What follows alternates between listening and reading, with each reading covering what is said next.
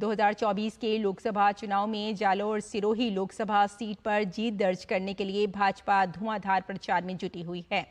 इस सीट पर भाजपा ने अपनी जीत का सिलसिला जारी रखने के लिए रणनीति के तहत लुम्बाराम चौधरी को मैदान में उतारा है। भाजपा प्रत्याशी के समर्थन में प्रधानमंत्री नरेंद्र मोदी भीनमाल में रैली करने जा रहे हैं और पीएम मोदी की इस रैली को ऐतिहासिक बनाने में जुटे भाजपा के प्रमुख रणनीतिकार और भारतीय जनता पार्टी के राजस्थान के पूर्व प्रदेश अध्यक्ष डॉक्टर सतीश पूनिया से बात की हमारे संवाददाता ओपी यादव ने।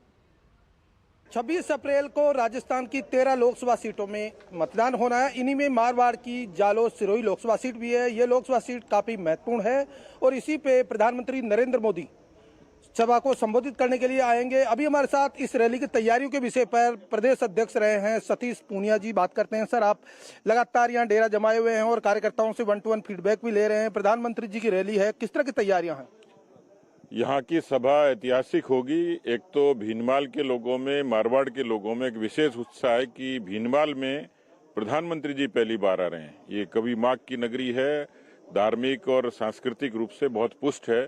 बड़ी संख्या में प्रवासी पूरे देश भर में सेवाएं देते हैं।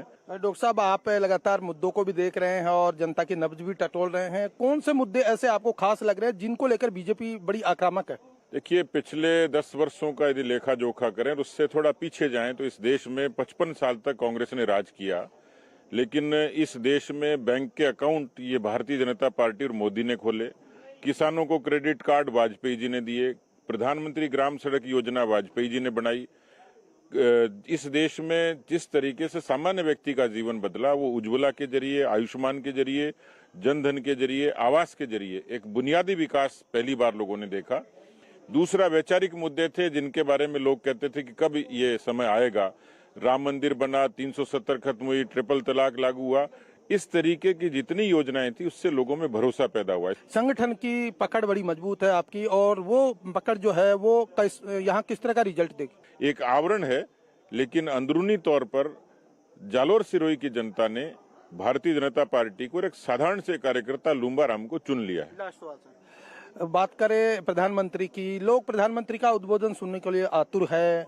जगह जगह मैसेज भी आपने भिजवाया। किस तरह का उत्साह है लोगों में प्रधानमंत्री जी के तेजस्वी, ओजस्वी और प्रेरणादायी भाषण को सुनने को? पिछले कुछ वर्षों से देश के नौजवानों में और देश के जितनी 36 कौमें हैं और उसमें भी खास तौर पर किसान, गरीब, महिला और नौजवान प्रधानमंत्री जी के उद्बोधन की एक विशेष अपील रहती है और वो कुछ न कुछ नई बातें कहते हैं।